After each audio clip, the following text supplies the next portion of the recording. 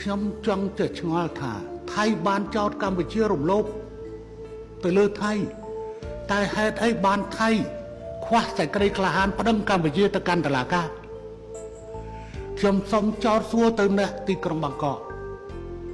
អ្នកចោទប្រទេសកម្ពុជាថាជាប្រទេសជាអ្នករំលោភលើអធិបតេយ្យថៃប៉ុន្តែហេតុអ្វីអ្នកមិនប្តឹងកម្ពុជាទៅកាន់តុលាការអន្តរជាតិខ្ញុំសូមសួរអ្នកហើយហេតុអ្វីបានជាអ្នកមិនព្រមឡើងតុលាការជាមួយនឹងកម្ពុជាសូមប្រជាជនថៃ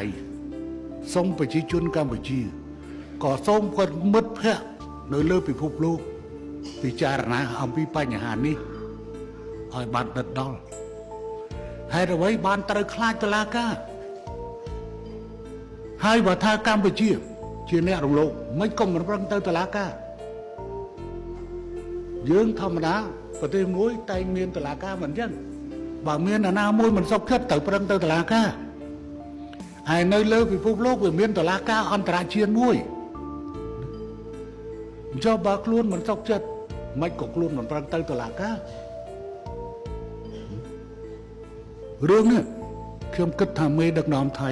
គួរយោគយល់អំពីបញ្ហានេះមិនគួរខ្លាចនៅអ្វីដែលជាផ្លូវច្បាប់ទេហើយការប្រឹងទៅតុលាការនេះតុលាការកាត់សេចក្តីវាផ្ដល់នៅភាពងាយស្រួលឲ្យរដ្ឋាភិបាលធ្វើការពន្យល់ប្រជាពលរដ្ឋរបស់ខ្លួន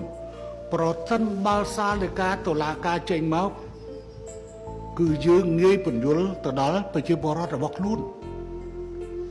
ថារឿងហ្នឹងតុលាការកាត់ក្តីមកអញ្ចឹងមិនមែនរដ្ឋាភិបាលធ្វើណាយើងបានប្រាប់ពាក្យប្រឹងទៅហើយឧទាហរណ៍យើងចាត់ទុកថាចំណុចកនេះជាដីយើងទីជាដីកម្ពុជាថៃក៏ចាត់ទុកថាជាដីរបស់ថៃអញ្ចឹងទេបើសិនជាកម្ពុជាដកថយក៏ប្រជាជនកម្ពុជានឹងជេររដ្ឋាភិបាលប្រសិនបើថៃដកថយក៏ប្រជាជនថៃជេររដ្ឋាភិបាលប៉ុន្តែបើសិនជាតុលាការកាត់ថាជារបស់កម្ពុជាគឺថៃក៏ងាយស្រួលក្នុងការបកស្រាយប្រាប់ប្រជាជនថារឿងនេះមកពីតុលាការកាត់អញ្ចឹងហើយកម្ពុជាប្រសិនបើគេកាត់ថានឹងជារបស់ថៃក៏រដ្ឋាភិបាលងាយស្រួលក្នុងការបកស្រាយឲ្យប្រជាពលរដ្ឋរបស់ខ្លួនអញ្ចឹងហេតុអ្វីក៏ថៃមិនព្រម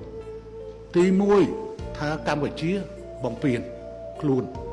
បើបំពេញខ្លួនមិនក៏មិនប្រឹងទៅក្រុមប្រឹក្សាសន្តិសុខអង្គការសហប្រជាជាតិឬក៏មិនប្រឹងទៅតុលាការអន្តរជាតិតុលាការឡាអេតែម្ដងទៅយើងចោទជាសំណួរបញ្ជាក់និយាយទៅវិញហើយហេតុអ្វីបានខ្លួនតត់ចោលនៅ